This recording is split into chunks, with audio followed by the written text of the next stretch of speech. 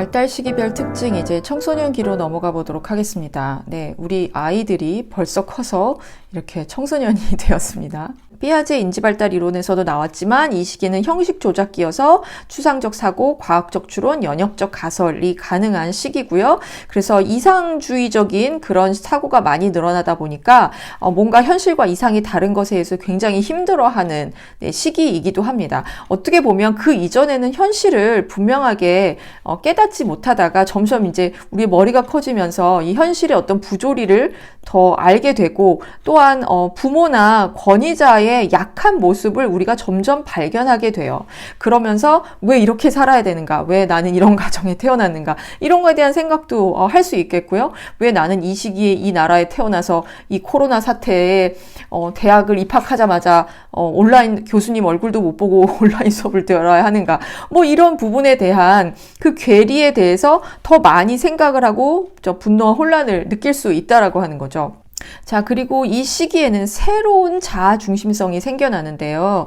여러분들 기억이 나나요? 아이들이 어렸을 때 굉장히 자아 중심적 사고를 한다 그랬죠. 근데 이 자아 중심적 사고를 하는 원인은 뭐예요? 진짜 이 어린 아이들은 한 단면밖에 보지 못하기 때문이에요. 그래서 피아제의 그 산 실험, 그 곰돌이 앉혀놓고 하는 실험에서처럼 자기가 보는 것을 남들도 똑같이 본다라고 생각해요. 근데 청소년기는 어때요? 사실 이렇게 추상적 사고, 과학적 추론, 연역적 가설 이런 모든 것이 가능하다는 것이 사실은 다양한 관점을 이제 이해할 수 있는 시기가 됐다라는 것을 의미해요. 그렇지만 오히려 그럼에도 불구하고 뭔가의 새로운 자아 중심성이 생겨나는 거예요. 이제 왜 그러냐 하면 이 시기에는 신체가 급성장하잖아요.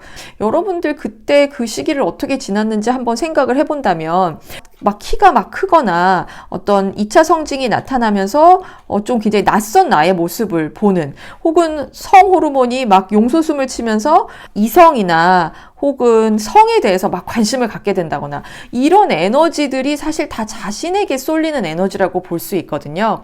그래서 자신에게 에너지가 과도하게 쏠리다 보니까 이제 새로운 의미의 자아 중심성이 생겨나는데 이제 그렇게 해서 나타나는 현상이 바로 상상적 청중과 개인적 우화예요.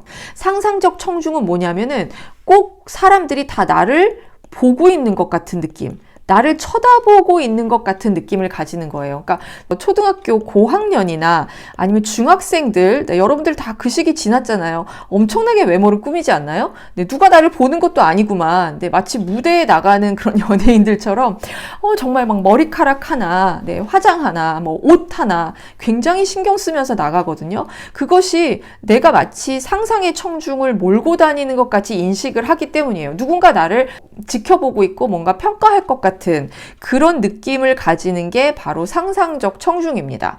이제 어떤 남학생이 굉장히 희한한 옷을 입고서는 이제 농구장에 막 돌아다녀요. 그래서 이 남학생은 맨 처음에 이 실험을 할 때 그 이상한 옷을 입고 이 사람들이 많은 농구장에 돌아다녀야 된다라고 하는 것에 대해서 그러니까 실험이지만 그 용기가 나지 않았던 거예요. 그래서 막 쭈뼛쭈뼛하면서 그 농구장에 들어가거든요. 근데 아무튼 결론적으로는 그 남학생이 농구장에 희한한 옷을 입고 다녔었다라는 걸 사람들이 거의 몰라요. 뭐 거의 다 모른다고 볼 수 있죠. 그러니까 사람들은 내가 어떻게 꾸몄을 때 다른 사람들이 나를 볼 거라고 생각하지만 실제로 사람들은 생각보다 다른 사람에 대해서 관심이 없어요. 우리가 생각하는 것만큼 다른 사람들이 나에 대해서 관심을 갖고 그렇게 나의 외모를 보지는 않는다는 거죠. 그래서 어쨌든 청소년 시기에 두드러지는 게 이 상상적 청중이고요. 개인적 우화는 말 그대로 나만의 어떤 스토리가 만들어지는 거예요. 근데 이 스토리는 상상의 스토리죠. 말 그대로. 위험한 행동을 하는 학생들 있잖아요. 최근에도 여러분들 기억나요? 학대들이 차를 계속해서 훔쳐서 달아나면서 다니다가 이제 어떤 새내기를, 그러니까 알바하던 새내기를 정말 이제 들이받아서 바로 직사를 했잖아요. 그러니까 그렇게 위험 행동을 하는 게 그 아이들에게는 별로 아무렇지도 않은 거예요. 그냥 자기만의 스토리, 어떤 상상의 스토리가 만들어지면서 자기가 그 안에서 마치 영웅이라도 된 것처럼 느낀다는 거예요. 그러니까 사실은 좀 삐뚤어진 개인적 우화라고 할 수 있는데 최근에 들어서 10대의 범죄가 엄청나게 많아지고 있잖아요. 그죠? 뭐 여러분들이 알겠지만 이 N번방 사건도 그렇고 아마 그 안에서 이 아이들은 전부 다 자신을 영웅이라고 생각을 할 거예요. 왜냐하면 개인적 우화 안에 갇혀 있기 때문에. 어떻게 보면 이제 현실성이 없는 건데 이제 그 모든 것들이 다 이 삐뚤어진 자아 중심성 때문에 생겨나는 것이라고 볼 수 있습니다. 자신에게 만들어지는 에너지를 이제 골고루 적절하게 쓸 수 있어야지 되는데 이제 이런 환경이 갖춰주지 못할 경우에는 이렇게 비정상적인 방법으로 이런 것들이 나타나게 되는 거죠.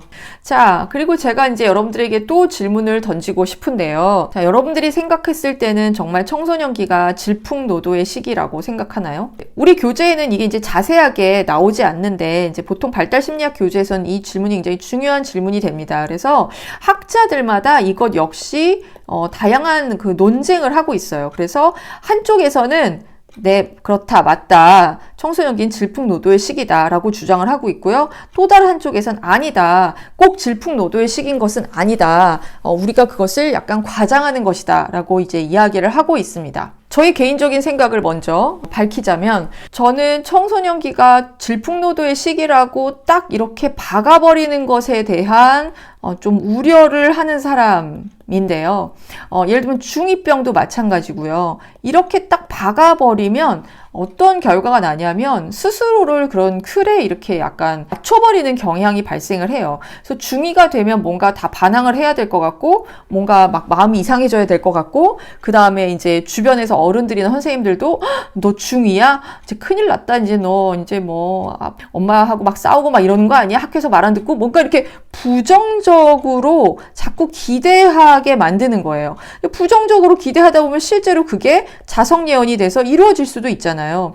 그러니까 이렇게 굳이 중2병, 질풍노도의 시기 이렇게 부정적인 타이틀을 붙일 필요가 있을까라는 생각이 들어요. 그리고 또 하나 제가 이 부분에 대한 이제 물음표를 붙이는 이유는 정말 이게 보편적인 현상이라면 예를 들면 500년 전에도 1000년 전에도 2000년 전에도 청소년기는 질풍노도의 시기여야 되잖아요. 그런데 역사를 보면 사실 청소년기가 없어요. 이 청소년기라고 하는 것은 현대 심리학에서 만들어낸 용어예요. 생각해보세요. 예전에 청소년기가 어딨어요? 아동에서 바로 성인으로 넘어가죠. 그러니까 소위 지금 이야기하는 이 청소년기에 아이들은 바로 일을 했어야 됐었고 그 다음에 많은 나라들이 이 나이 때 결혼을 했어요. 우리나라도 마찬가지예요. 그죠? 조선시대 사람들 보면 10대 때 결혼을 많이 했단 말이에요. 아동에서 성인으로 바로 넘어가지 이 청소년기라고 하는 것이 중간에 딱 들어가 있어서 질풍노도의 시기를 겪는다라고 정말 수천 년 역사에서 그렇게 보지 않았었다는 거예요. 그렇다면 만약에 이게 보편적인 어떤 발달의 현상이라면 지금만 나타나는 게 아니라 옛날에도 나타났었어야 되잖아요. 근데 이제 그렇지 않다라는 것을 봤을 때 어쩌면 이거는 지금 시대의 산물이 아닐까라는 생각을 저는 하는 거예요.